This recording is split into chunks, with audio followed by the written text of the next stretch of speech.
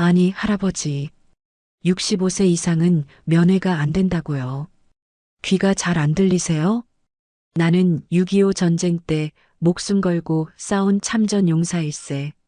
참전용사가 아니라 참전용사 할애비가 와도 안 된다고요. 순간 면회실 창밖을 지나가던 병사 하나가 툭 던지듯 말했습니다. 거짓골로 와서 누굴 만나겠대? 박두한의 눈동자가 떨렸습니다. 그리고 그의 손이 주머니 속 오래된 명함 하나를 꺼내 쥐었습니다. 그리고 이어지는 그의 통쾌한 한방. 과연 어떻게 참교육했을까요? 깜짝 놀랄 반전 이야기를 들어보시겠습니다.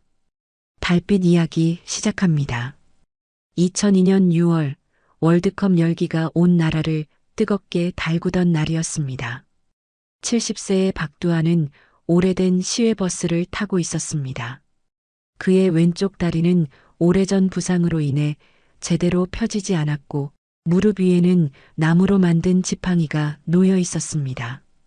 버스 창문 밖으로는 붉은 악마 티셔츠를 입은 젊은이들이 태극기를 흔들며 거리를 활보하는 모습이 보였습니다. 박두한은 가방에서 손때 묻은 메모지를 꺼내 다시 한번 확인했습니다.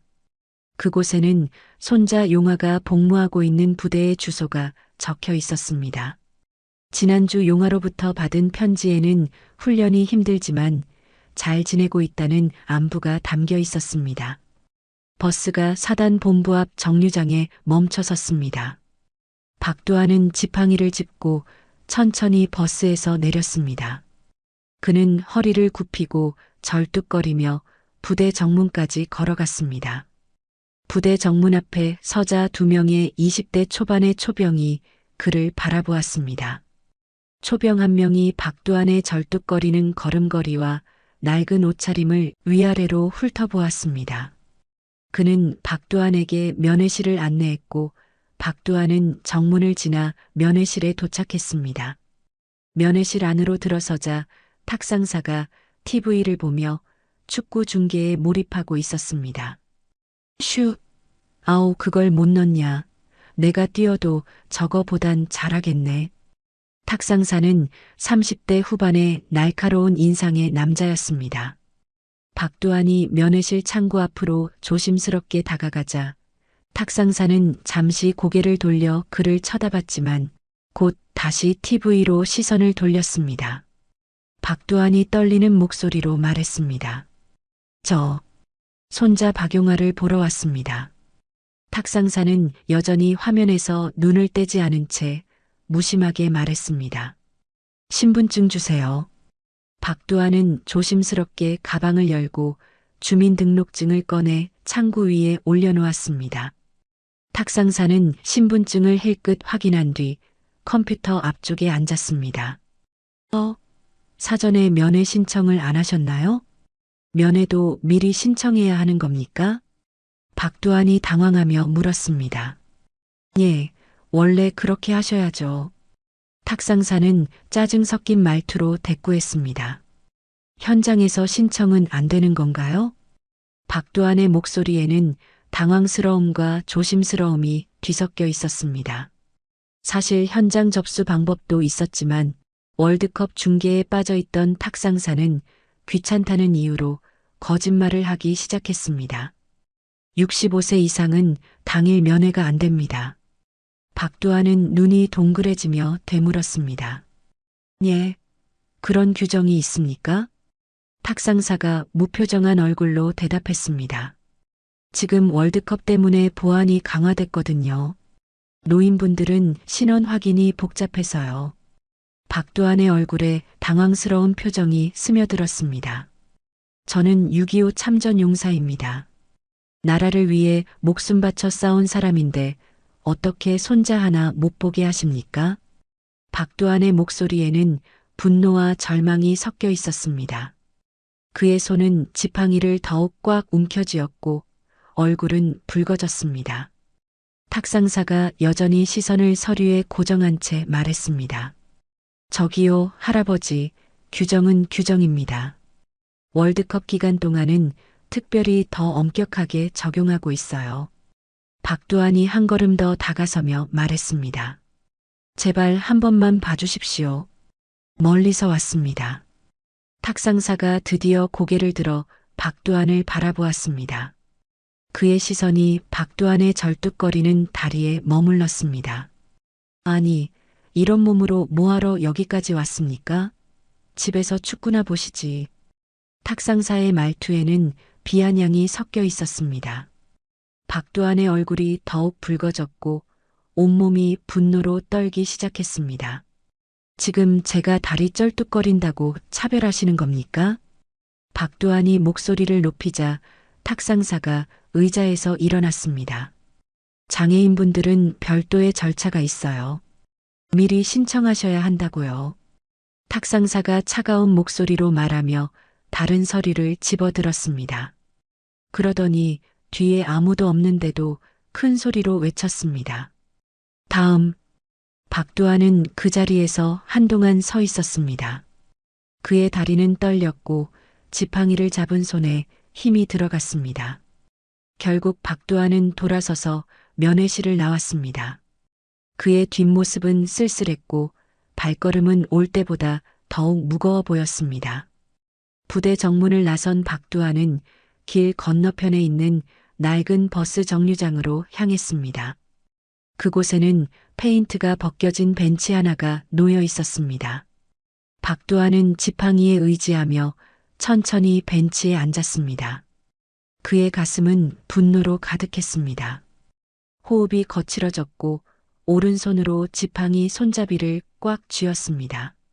나무 손잡이에 손톱이 파고들 정도로 힘을 주자 손등의 핏줄이 도드라져 보였습니다.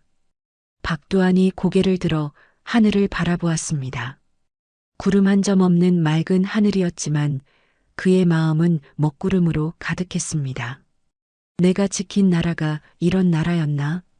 박두한이 작은 목소리로 중얼거렸습니다. 그의 목소리에는 깊은 실망과 배신감이 담겨 있었습니다. 그는 왼쪽 다리를 살짝 움직여 보았습니다. 50년 전 총상 때문에 아직도 제대로 펴지지 않는 다리였습니다. 비가 오는 날이면 더욱 아팠고 겨울에는 감각조차 없어졌습니다. 박두한이 낡은 가방에서 휴대폰을 꺼냈습니다. 검은색 폴더폰이었고 화면에는 작은 글씨들이 빼곡히 적혀 있었습니다. 그는 떨리는 손으로 전화번호를 찾기 시작했습니다. 한참을 찾다가 이기춘이라는 이름을 발견했습니다.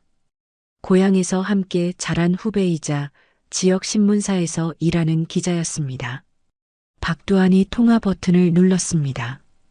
박두한이 쉰 목소리로 말했습니다. 기춘아, 나야. 두한이. 전화기 너머로 반가운 목소리가 들려왔습니다. 박두한의 얼굴에 잠시 미소가 스쳤지만 곧 다시 어두워졌습니다. 기춘아, 이게 말이 되냐? 박두한의 목소리가 떨리기 시작했습니다. 그는 오늘 있었던 일을 차근차근 설명하기 시작했습니다. 나 같은 늙은이는 손자도 못 보게 하는 게 군대냐? 박두한이 말하는 동안 목소리는 점점 커졌습니다. 지나가던 행인들이 그를 바라보았지만 그는 신경 쓰지 않았습니다. 박두한의 목소리에 분통이 터져 나왔습니다. 그는 벤치에서 일어나 지팡이로 땅을 탁탁 쳤습니다. 나라를 위해 목숨 걸고 싸웠는데 이 나라가 나를 배신했어. 잠시 후 이기춘의 목소리가 들려왔습니다. 박두한이 전화를 들으며 고개를 끄덕였습니다. 그래, 고마워. 내일 만나자. 박두한이 전화를 끊고 휴대폰을 가방에 넣었습니다. 그는 다시 벤치에 앉아 부대 쪽을 바라보았습니다. 멀리서 태극기가 바람에 펄럭이고 있었습니다. 하지만 박두한의 눈에는 그 태극기조차 차갑게 보였습니다. 다음 날 아침 박두한은 집에서 차를 마시고 있었습니다. 그의 집은 오래된 연립주택 1층에 있었고 작은 마당에는 고추와 상추가 심어져 있었습니다. 벽에는 색이 바랜 가족 사진들이 걸려 있었고 그 중에는 군복을 입은 젊은 시절의 박두한 모습도 있었습니다. 현관문에서 초인종 소리가 울렸습니다. 박두한이 지팡이를 짚고 일어나 문을 열었습니다. 문 앞에는 50대 중반의 남자가 서 있었습니다. 이기춘이었습니다. 그는 어깨에 가방을 메고 손에는 작은 녹음기를 들고 있었습니다. 안경 너머로 진지한 표정이 보였습니다. 이기춘이 박두한의 어깨를 가볍게 두드리며 말했습니다. 형, 많이 속상했겠어. 박두한이 고개를 끄덕이며 이기춘을 집 안으로 안내했습니다. 두 사람은 거실 탁자를 사이에 두고 마주 앉았습니다. 이기춘이 가방에서 수첩과 펜을 꺼내며 말했습니다. 형이 어제 말한 이야기 자세히 들려줘. 이건 기사로 써야 해. 박두한은 어제 있었던 일과 본인이 참전용사로 얼마나 큰 희생을 했는지 1시간 동안 이야기했습니다. 이기춘이 박두한의 말을 한마디도 놓치지 않으려고 집중했습니다. 박두한의 목소리가 떨리기 시작했습니다. 나라를 위해 목숨을 걸고 싸웠는데 군대가 나를 배신했다는 게 말이 되냐? 이기춘이 고개를 들어 박두한의 얼굴을 바라보았습니다. 박두한의 눈가에는 눈물이 맺혀 있었습니다. 이기춘이 가방에서 카메라를 꺼내며 말했습니다. 형, 사진 좀 찍어도 될까? 기사에 넣어야 해. 박두한이 고개를 끄덕였습니다. 이기춘이 카메라를 들고 박두한의 모습을 여러 장 촬영했습니다. 사진 속 박두한은 지팡이를 무릎에 올려놓고 먼 곳을 바라보고 있었습니다. 그의 얼굴에는 50년간 쌓인 서러움이 고스란히 드러나 있었습니다. 인터뷰가 끝난 후 이기춘이 수첩을 덮으며 말했습니다. 형, 이 기사는 내일 아침 일면에 실릴 거야. 박두한이 고개를 끄덕이며 대답했습니다. 고마워, 기춘아. 이런 일이 다시는 없었으면 좋겠어. 이기춘이 집을 나선 후 박두한은 혼자 거실에 앉아 있었습니다. 그는 벽에 걸린 군복 사진을 바라보며 깊은 한숨을 쉬었습니다. 그날 밤 이기춘은 신문사에서 밤늦게까지 기사를 작성했습니다. 컴퓨터 화면에는 6.25 참전용사, 늙었다는 이유로 손자 면회 거절당해라는 제목이 타이핑되어 있었습니다. 기사에는 박두한의 증언과 함께 50년 전 철원에서의 희생 이야기가 자세히 담겨 있었습니다. 이기춘은 마지막 문장을 입력한 후 저장 버튼을 눌렀습니다. 다음 날 새벽 신문이 인쇄되어 전국으로 배송되기 시작했습니다. 박두한의 이야기가 담긴 기사는 일면 머리 기사로 실렸습니다. 아침이 되자 인터넷 포털 사이트에도 기사가 올라왔습니다. 댓글창에는 국민들의 분노와 동정의 글들이 빠르게 올라오기 시작했습니다. 한편 사단장실 책상 위에는 각종 서류들이 정리되어 있었습니다.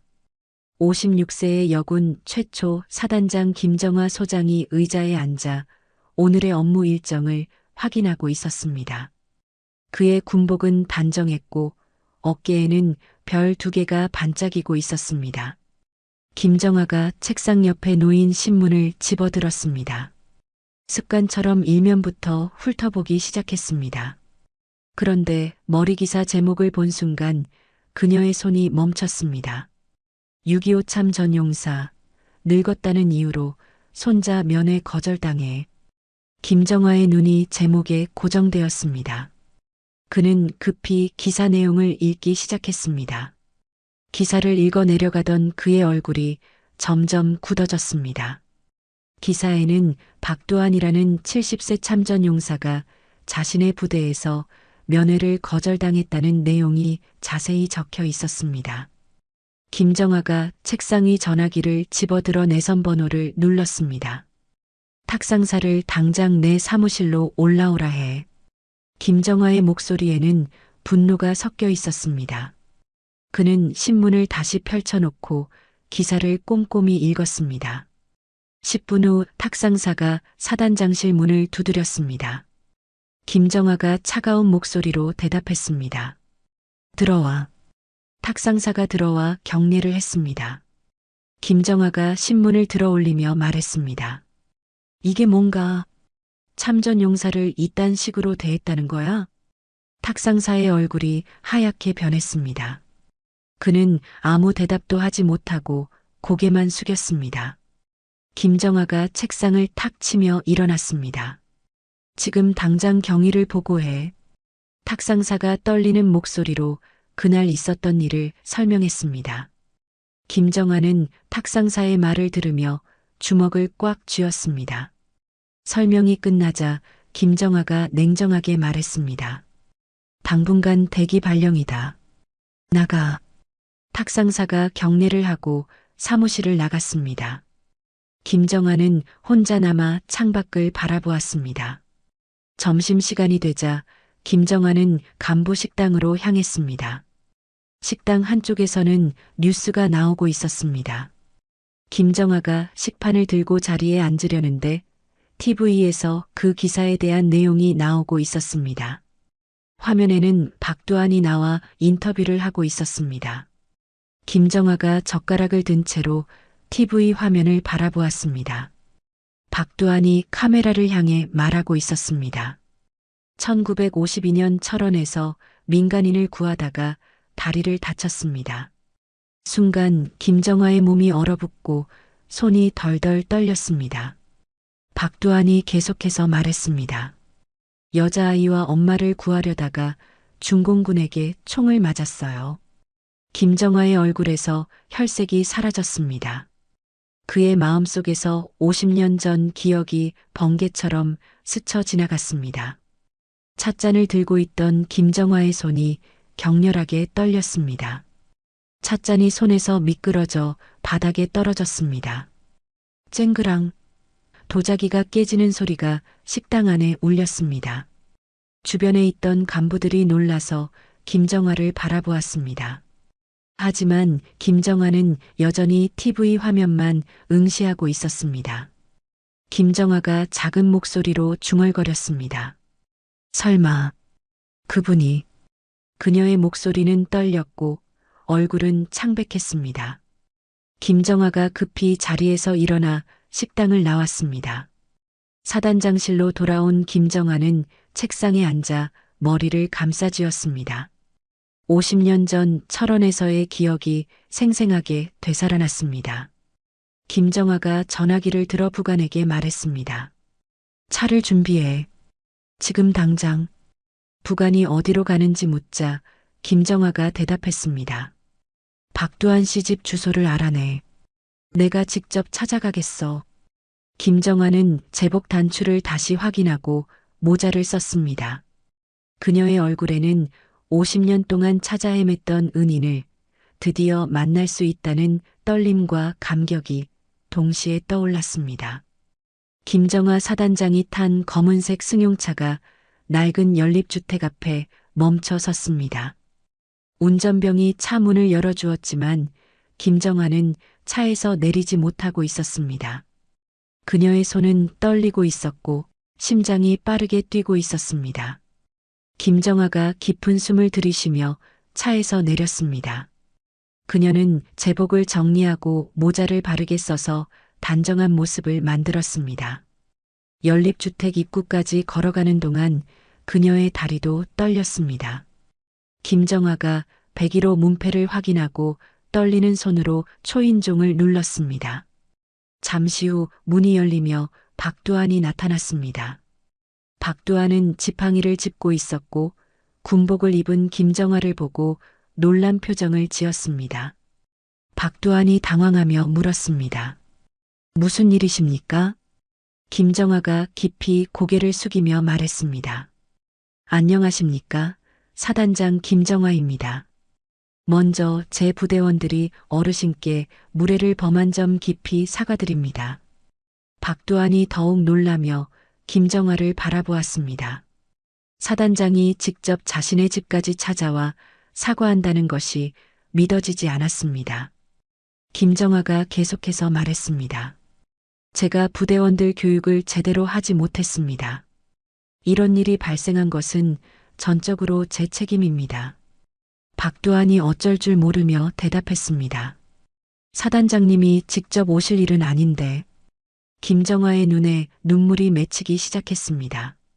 그녀는 박두한의 얼굴을 자세히 바라보며 말했습니다. 한 가지 여쭤볼 것이 있습니다.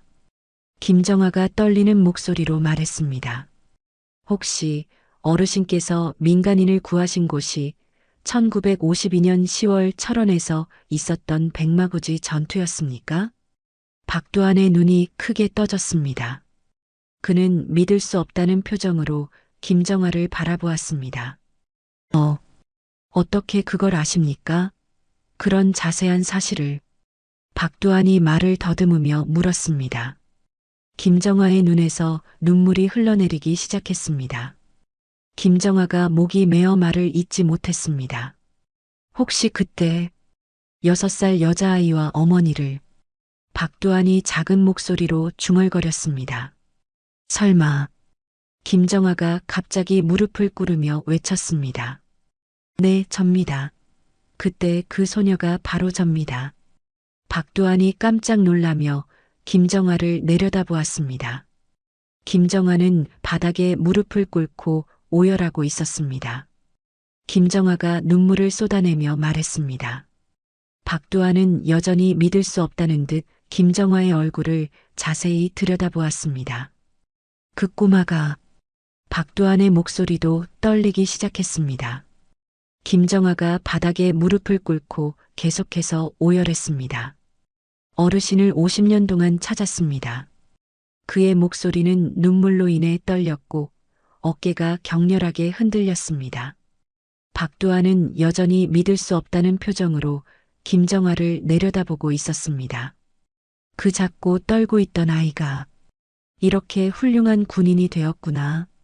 박두한의 눈에서도 눈물이 흘러내리기 시작했습니다. 그는 지팡이의 의지에 몸을 숙여 김정아의 어깨에 손을 올렸습니다. 김정아가 고개를 들어 박두한을 바라보았습니다.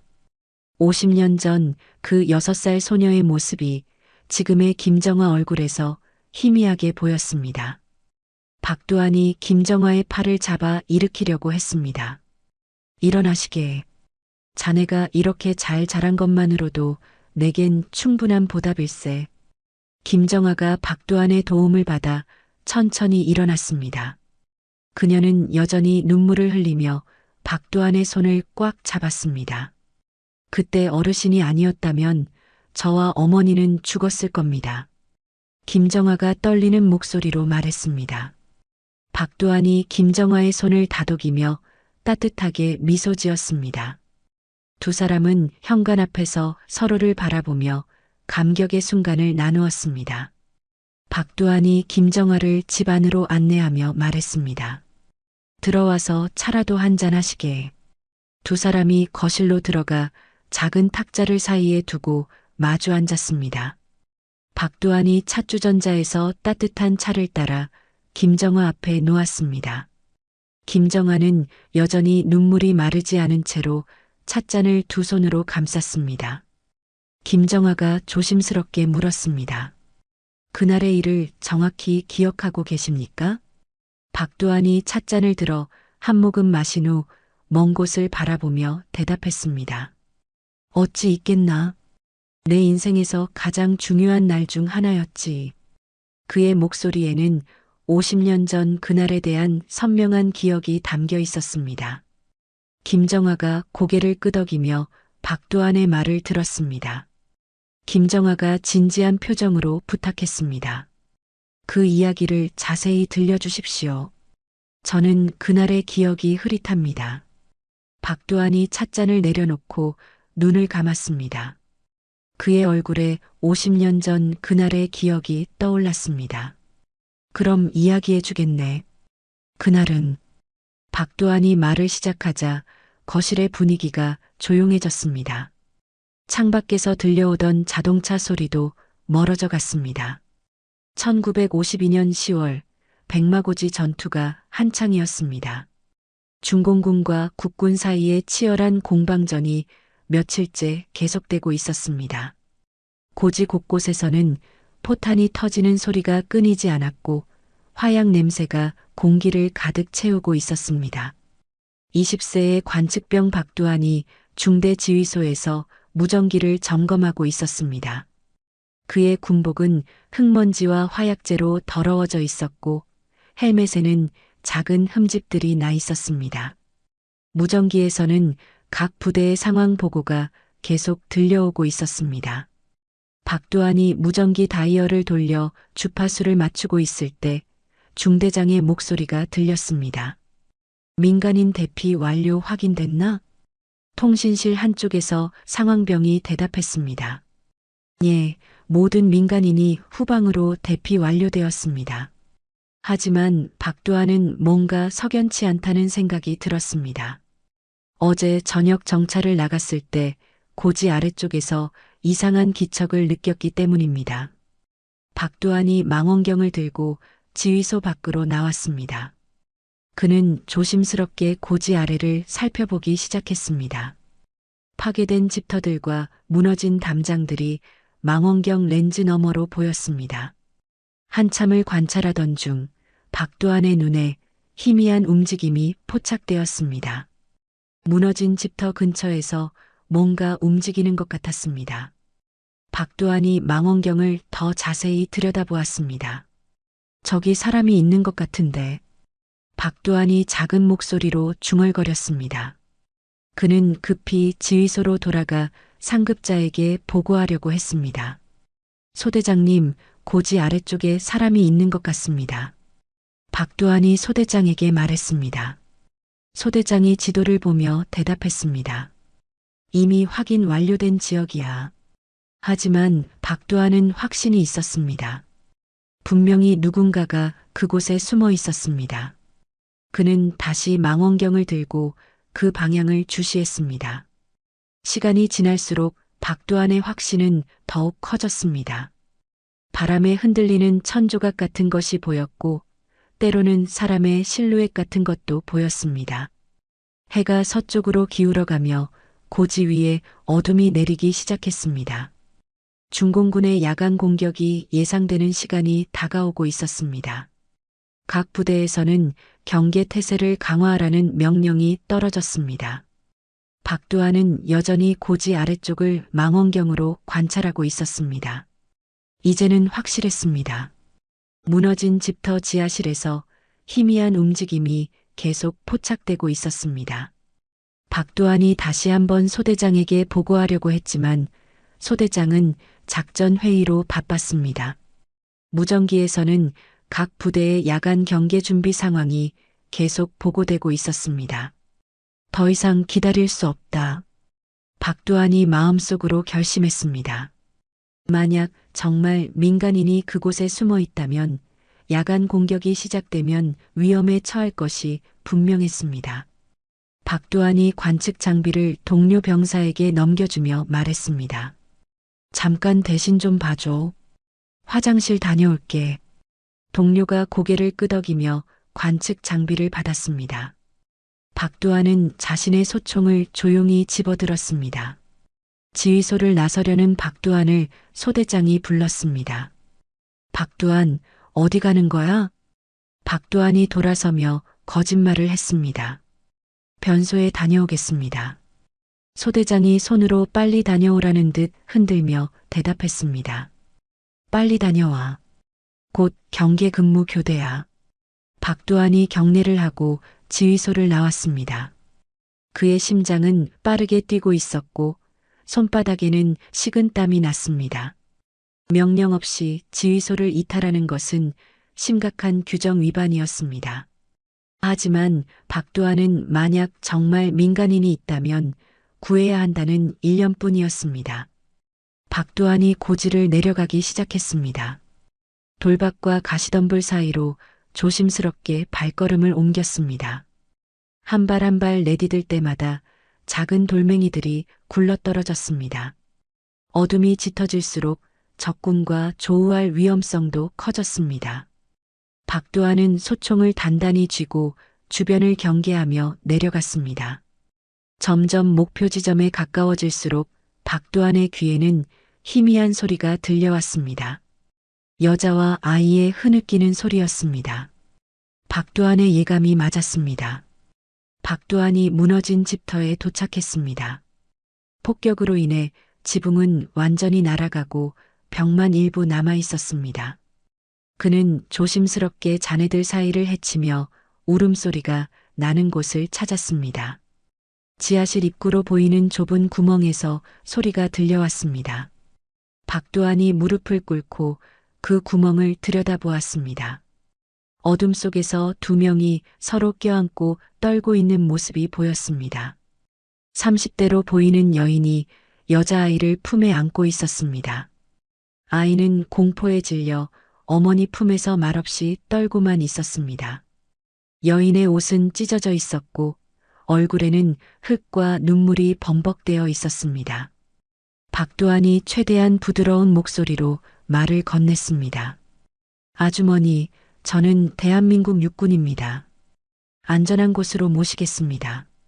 여인이 고개를 들어 박두한을 바라보았습니다. 그녀의 눈에는 절망과 희망이 동시에 떠올랐습니다. 아저씨, 우리를 구해주시는 거예요? 여인이 떨리는 목소리로 물었습니다. 그녀의 목소리에는 간절함이 가득했습니다. 박두한이 고개를 끄덕이며 대답했습니다. 네, 걱정하지 마십시오. 제가 두 분을 안전한 곳으로 데려가겠습니다. 아이는 여전히 어머니 품에서 떨고 있었습니다. 박두한이 아이에게 다가가려 하자 아이가 더욱 몸을 움츠렸습니다. 여인이 아이를 달래며 말했습니다. 정아야, 군인 아저씨가 우리를 도와주신대. 박두한이 주변을 경계하며 급박하게 말했습니다.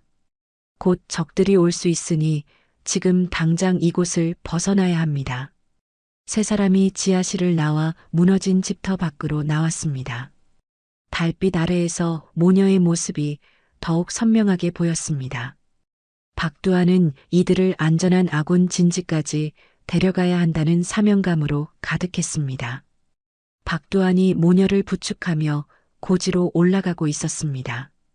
여인은 아이를 품에 안고 있었고 박두한은 그들을 지탱하며 조심스럽게 발걸음을 옮겼습니다. 달빛이 바위들 사이로 스며들어 주변이 희미하게 보였습니다. 고지 중턱쯤 올라왔을 때 갑자기 앞쪽 바위 뒤에서 인기척이 들렸습니다. 박두한이 즉시 멈춰서며 소총을 겨누었습니다. 바위 뒤에서 중공군 정찰대 3명이 나타나 총구를 이쪽으로 향했습니다. 박두한이 재빨리 외쳤습니다. 엎드려 계세요. 그는 아이를 안고 가장 가까운 바위 뒤로 몸을 던졌습니다. 여인도 황급히 바위 뒤로 몸을 숨겼습니다. 탕, 탕, 탕. 중공군이 먼저 총을 쏘기 시작했습니다. 총알들이 바위에 부딪히며 돌 조각들이 튀어올랐습니다. 박두한이 바위 뒤에서 소총을 겨누며 맞서 싸웠습니다. 탕! 그의 첫 번째 총알이 중공군 한 명의 어깨를 스쳤습니다. 그가 비명을 지르며 바위 뒤로 숨었습니다. 아이가 공포에 질려 어머니 품에서 울기 시작했습니다. 여인이 아이를 더욱 꽉 안으며 달래려 했습니다.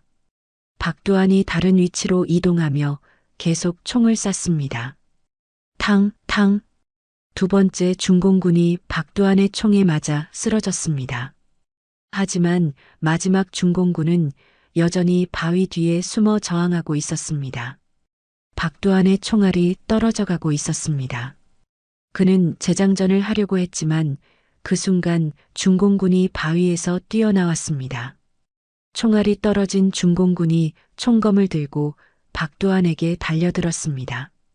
박두한도 총으로 근접 전투를 시작했습니다. 두 사람이 바닥에서 뒹굴며 치열하게 싸웠습니다. 중공군이 총검을 박두한의 목을 향해 찔러왔습니다. 박두한이 간신히 총으로 막아내며 반격했습니다. 그 중공군은 개머리판을 맞고 정신을 잃었습니다. 그때 어깨를 맞아 숨어있던 첫 번째 중공군이 총구를 아이한테 겨누고 있는 것을 발견했습니다. 박두한이 아이 앞으로 몸을 날렸습니다. 탕! 총성이 울리며 박두한의 왼쪽 다리에 총알이 박혔습니다. 극심한 고통이 온몸을 파고들었습니다. 바로 그때 아군 순찰대의 목소리가 들려왔습니다.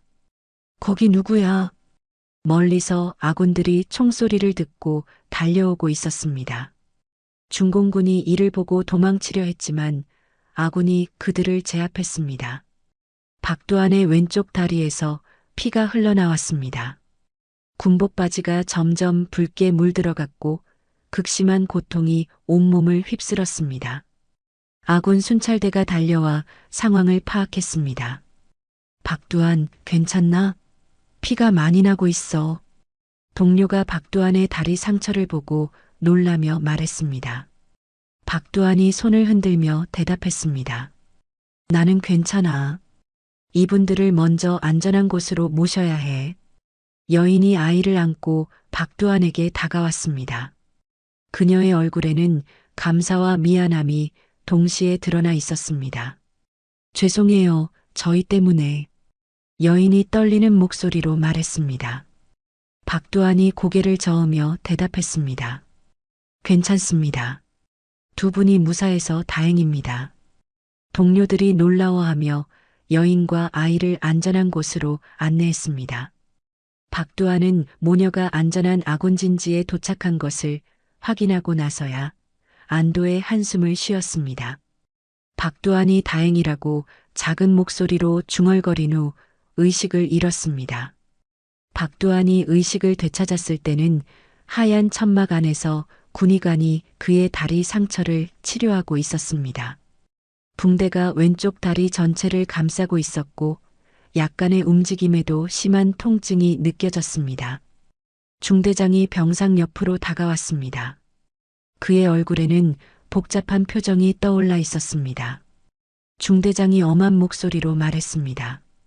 박두한, 너의 용감한 희생 정신은 높게 산다. 하지만 명령 없이 지휘소를 이탈한 것은 명백한 규정 위반이다. 박두한이 침상에서 몸을 일으키려 했지만 다리 통증 때문에 제대로 움직일 수 없었습니다. 죄송합니다, 중대장님. 박두한이 고개를 숙이며 대답했습니다. 중대장이 계속해서 질책했습니다. 전투 중 무단 이탈은 군법에 따라 심각한 처벌을 받을 수 있어. 하지만 중대장의 목소리에는 꾸짖음보다는 걱정이 더 많이 섞여 있었습니다. 박두한이 떨리는 목소리로 말했습니다. 하지만 민간인 2명이 그곳에 있었습니다. 구하지 않을 수 없었습니다. 중대장이 한숨을 쉬며 의자에 앉았습니다. 내 마음은 충분히 이해한다. 하지만 규정은 규정이야. 며칠 후 박두한에 대한 징계 심의가 있었습니다. 상급 부대에서는 근무지 이탈과 명령 불복종에 대해 엄중 처벌을 검토했습니다. 하지만 구조된 모녀의 증언과 동료들의 탄원서가 제출되었습니다. 특히 구조된 여인이 직접 부대를 찾아와 박두한의 용기에 대해 증언했습니다. 결국 징계는 경고 처분으로 마무리되었습니다. 박두한은 다행히 심각한 처벌을 피할 수 있었습니다. 하지만 안타깝게도 그의 업적은 공식 기록에는 남지 않았습니다. 규정 위반으로 시작된 일이라는 이유로 공로 인정을 받지 못했습니다. 박두한의 다리 상처는 완전히 회복되지 않았습니다. 총알 파편이 뼈 근처에 박혀 있어 평생 절뚝거리며 걸어야 했습니다. 전쟁이 끝나고 박두한은 제대했습니다. 그는 고향으로 돌아가 평범한 농부로 살아갔습니다. 과거 이야기를 마친 박두한이 김정아를 바라보며 미소 지었습니다. 그래도 자네가 이렇게 훌륭하게 자라준 걸 보니 그동안의 일들이 다 보상받는 기분이네. 김정아의 눈에서 눈물이 다시 흘러내렸습니다. 50년 전 그날의 진실을 마침내 알 수 있었습니다. 다음 날 아침 사단 본부에서는 긴급 방송이 울려 퍼졌습니다. 전 부대원은 오전 10시까지 연병장으로 집합하라. 사단장 특별 훈화가 있을 예정이다. 각 부대에서는 병사들이 서둘러 준비를 마치고 연병장으로 향했습니다. 평소보다 엄숙한 분위기였고 병사들은 무슨 일인지 궁금해했습니다. 연병장에는 수천 명의 장병들이 정렬하여 서 있었습니다. 김정화 사단장이 단상에 올라서자 연병장이 조용해졌습니다. 김정화가 마이크 앞에 서며 말했습니다. 오늘 여러분께 제 개인적인 이야기를 하겠습니다. 병사들이 서로 눈을 마주치며 의아해했습니다. 사단장이 개인적인 이야기를 한다는 것은 매우 이례적인 일이었습니다. 김정화가 계속해서 말했습니다. 50년 전 6살이었던 저와 어머니의 생명을 구해주신 분이 계십니다. 연병장의 공기가 더욱 숙연해졌습니다. 병사들은 사단장의 말에 집중하기 시작했습니다. 김정화가 단상 옆을 향해 손짓했습니다. 박도환이 지팡이를 짚고 천천히 단상 근처로 걸어왔습니다. 병사들이 박도환을 바라보며 웅성거리기 시작했습니다. 이전에 면회를 거절당한 그 할아버지였습니다. 김정화가 박도환을 향해 깊이 고개를 숙였습니다. 이분이 바로 그 은인이십니다. 연병장에 있던 모든 병사들이 놀라움의 표정을 지었습니다. 탁상사는 뒤쪽에서 얼굴이 하얗게 변해 있었습니다. 김정화가 목소리를 높여 말했습니다. 이분처럼 묵묵히 나라를 위해 희생하신 무명의 영웅들을 우리가 제대로 모시지 못했습니다. 그의 목소리에는 깊은 반성과 죄송함이 담겨 있었습니다. 김정화가 계속해서 고백했습니다. 제가 사단장으로서 부대원들을 제대로 교육하지 못해 이런 일이 발생했습니다. 박도환이 단상 앞에 서서 수천 명의 병사들을 바라보았습니다. 그의 마음은 복잡했지만 동시에 따뜻함을 느꼈습니다. 김정화 사단장이 마이크를 다시 잡고 중요한 발표를 시작했습니다. 연병장에 모인 모든 장병들이 그의 말에 귀를 기울였습니다. 오늘부터 우리 부대에서는 매월 마지막 금요일을 무명용사 추모의 날로 정하겠습니다. 김정화의 목소리가 연병장 전체에 울려 퍼졌습니다. 병사들 사이에서 작은 술렁임이 일어났습니다. 김정화가 계속해서 설명했습니다. 공식 기록에 남지 않았지만 나라를 위해 희생하신 모든 분들을 기리는 날로 만들겠습니다. 그의 말에는 깊은 의미와 다짐이 담겨 있었습니다. 박도환 같은 무명의 영웅들을 기억하겠다는 의지였습니다.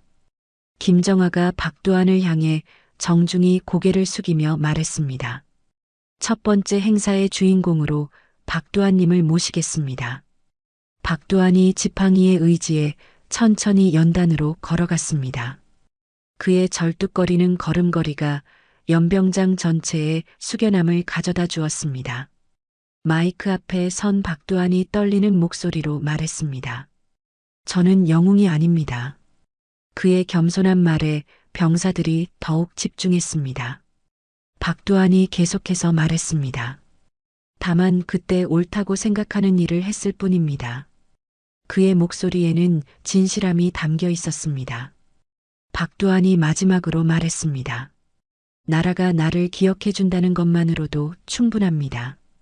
그 순간 연병장에 있던 모든 장병들이 일제히 일어났습니다.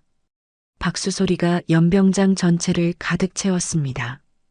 박수는 한참 동안 계속되었습니다. 박도환의 눈에서 감격의 눈물이 흘러내렸습니다.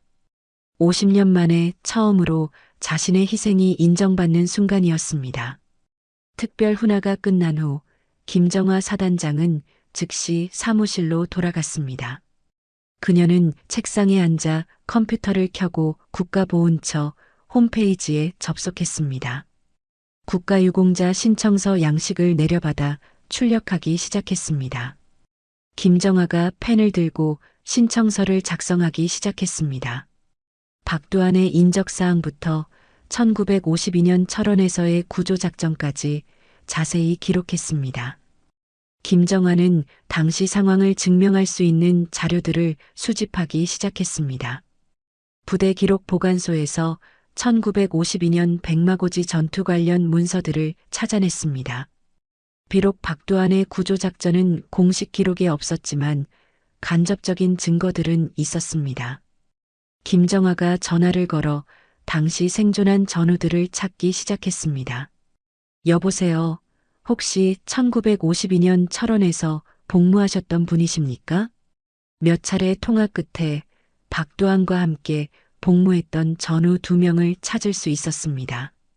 전우들이 기꺼이 증언서를 작성해 주었습니다. 박두한은 정말 용감한 사람이었어. 민간인을 구하다가 다리를 다쳤지. 그땐 규정 위반으로 문책받았지만 누구도 그를 비난하지 못했어. 김정아는 모든 서류를 정리하여 국방부를 거쳐 국가보훈처에 제출했습니다. 사단장의 공식 추천서와 함께 박두한의 유공자 신청서가 접수되었습니다. 어느 가을날 오후 우편 배달부가 박두한의 집을 찾아왔습니다. 박두한님, 등기우편입니다. 발신처를 보니 국가보훈처였습니다. 박두한이 떨리는 손으로 봉투를 뜯었습니다. 국가유공자 인정 및 훈장 수여 통지서라는 제목이 눈에 들어왔습니다. 박두한이 통지서를 읽으며 믿을 수 없다는 표정을 지었습니다. 50년 만에 공식적으로 그의 희생이 인정받는 순간이었습니다. 박두한의 눈에서 뜨거운 눈물이 흘러내렸습니다. 그는 통지서를 가슴에 꼭 안으며 깊은 감동을 느꼈습니다. 훈장 수여식이 끝난 후 김정아 사단장이 박두한과 용화를 저녁 식사에 초대했습니다. 시내 한적한 골목에 위치한 전통 한정식 집이었습니다. 조용하고 정갈한 분위기의 개별룸에서 세 사람이 마주 앉았습니다. 김정아가 정중하게 말했습니다. 오늘 정말 축하드립니다. 박두한이 손을 흔들며 대답했습니다. 아닙니다. 모두 사단장님 덕분이죠. 저도 오늘 너무 큰 선물을 받은 것 같아 진심으로 감사드립니다. 용화는 긴장한 표정으로 두 어른을 번갈아 바라보았습니다. 할아버지와 자신의 부대 사단장이 함께 식사하는 것이 신기했습니다.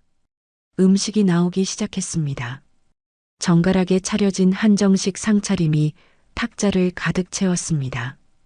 박두한이 용화의 어깨를 다독이며 말했습니다. 이 아이가 부모 없이 내 손에서 자라 더욱 애틋합니다. 김정아가 관심을 보이며 물었습니다. 아, 그러고 보니 용화가 어떻게 어르신과 함께 살게 된 건가요? 박두한의 표정이 잠시 어두워졌습니다. 그는 찻잔을 들어 한 모금 마신 후 말하기 시작했습니다.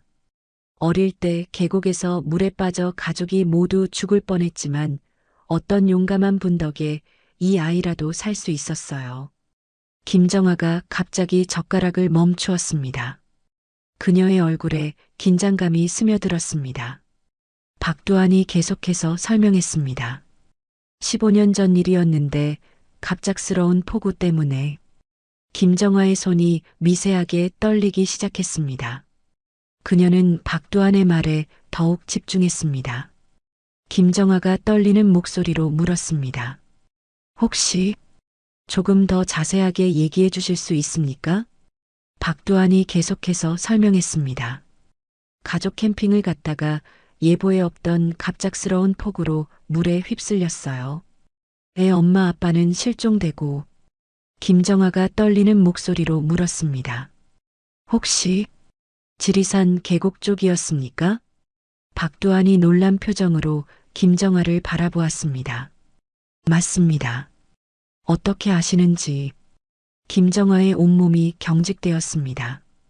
그녀의 얼굴은 창백해졌고 손은 계속해서 떨렸습니다. 정아가 자신의 과거 이야기를 시작했습니다. 1987년 여름 지리산 계곡 근처였습니다. 당시 중령이었던 41세의 김정아가 휴가를 마치고 복귀 중이었습니다. 하늘이 갑자기 어두워지기 시작했습니다. 기상예보에는 없었던 갑작스러운 먹구름이 산을 덮었습니다. 김정아가 차를 세우고 하늘을 올려다보았습니다. 빗방울이 점점 굵어지며 차창을 두드렸습니다. 그때 멀리 계곡 쪽에서 흐릿한 형체 하나가 눈에 들어왔습니다. 김정아는 눈을 가늘게 뜨고 초점을 맞추려 애썼습니다. 비와 안개로 시야는 뿌옇고 계곡물은 이미 허리 높이까지 불어 있었습니다. 그 속에 나뭇가지 하나에 간신히 매달린 아이가 보였습니다. 5살쯤 되어 보이는 남자아이가 나무에 옷자락이 걸린 채 공포에 질려 울고 있었습니다. 그 나뭇가지는 금방이라도 부러질 듯 휘청이고 있었고 아이의 손에는 점점 힘이 빠져가고 있었습니다. 김정아는 망설일 틈도 없이 차 문을 열고 뛰쳐나왔습니다. 급하게 트렁크에 있던 견고한 차량용 비상 로프를 꺼냈습니다. 근처에 있는 바위에 밧줄 끝을 단단히 묶은 뒤 남은 줄을 허리에 감고 계곡 쪽으로 몸을 던졌습니다. 고등학교 시절까지 수영선수로 활동했던 그녀의 몸은 본능적으로 물살을 가르기 시작했습니다. 거센 급류가 온몸을 밀어붙였지만 그녀는 정확하게 힘을 조절하며 아이에게 다가갔습니다. 괜찮아, 조금만 참아. 김정아는 큰 소리로 외쳤지만 물소리에 묻혀 목소리는 금세 흩어졌습니다.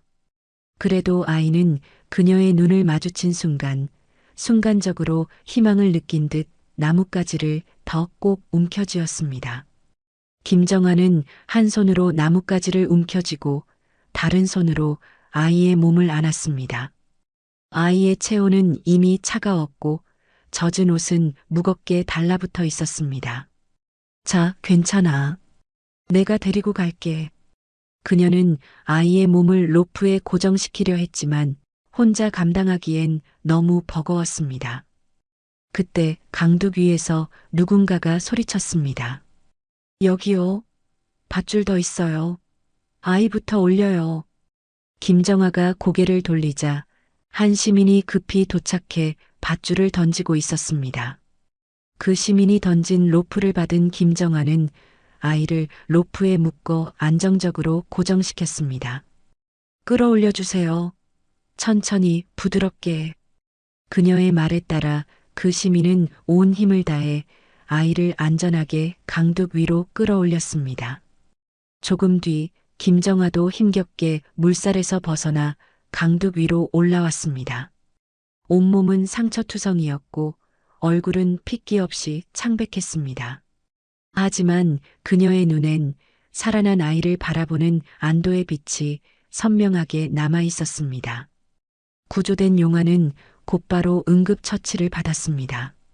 김정아는 아이가 앰뷸런스에 실려가는 모습을 지켜보며 안도의 한숨을 쉬었습니다. 과거 이야기를 다 마친 김정아가 용화를 바라보며 말했습니다. 그때 그 아이가 이렇게 훌륭하게 자랐군요. 박두환이 믿을 수 없다는 표정으로 말했습니다. 그러면 그때 물에 뛰어드신 그 용감한 분이 김정아가 감격에 찬 목소리로 대답했습니다. 그렇습니다. 정말 놀라운 인연입니다. 김정아와 박두환이 서로를 바라보며 모든 것을 깨달았습니다. 50년 전 철원에서의 인연, 그리고 15년 전 계곡에서의 인연이 하나로 연결되는 순간이었습니다. 박두환의 눈에서 뜨거운 눈물이 흘러내렸습니다. 김정아도 눈물을 흘리며 말했습니다. 50년 전 어르신의 용기를 보고 자란 제가 그 용기로 용화를 구할 수 있었던 겁니다. 용화가 감동하며 말했습니다. 정말 신기해요. 할아버지와 사단장님, 그리고 저까지 세 사람이 손을 맞잡고 감동의 포옹을 나누었습니다. 50년의 세월을 뛰어넘은 운명적 만남이 마침내 완성되었습니다. 김정아가 마지막으로 말했습니다. 앞으로 우리는 진짜 가족입니다. 혈연을 넘어선 운명의 가족이죠. 박두환이 미소를 지으며 대답했습니다. 그렇습니다. 이제야 진정한 가족을 만났습니다. 세 사람의 얼굴에는 깊은 감동과 따뜻한 미소가 피어올랐습니다. 잠시 후 창밖으로 석양이 스며들기 시작했습니다. 붉은 햇살이 유리창을 타고 들어와 세 사람의 어깨 위에 부드럽게 내려앉았습니다. 아무런 말도 없이 모두가 그 순간을 조용히 느끼고 있었습니다. 그 순간만큼은 세상에서 가장 평온한 저녁이었습니다. 오늘 이야기 어떠셨나요? 혹시 마지막까지 들어주신 분이 계시다면 잘 들었다고 댓글 하나만 남겨주세요. 여러분에게도 달빛 같은 순간이 찾아올 거예요. 지금까지 달빛 이야기였습니다. 더 좋은 사연으로 다시 찾아뵙겠습니다. 늘 평온한 하루 되시길 바랍니다. 감사합니다.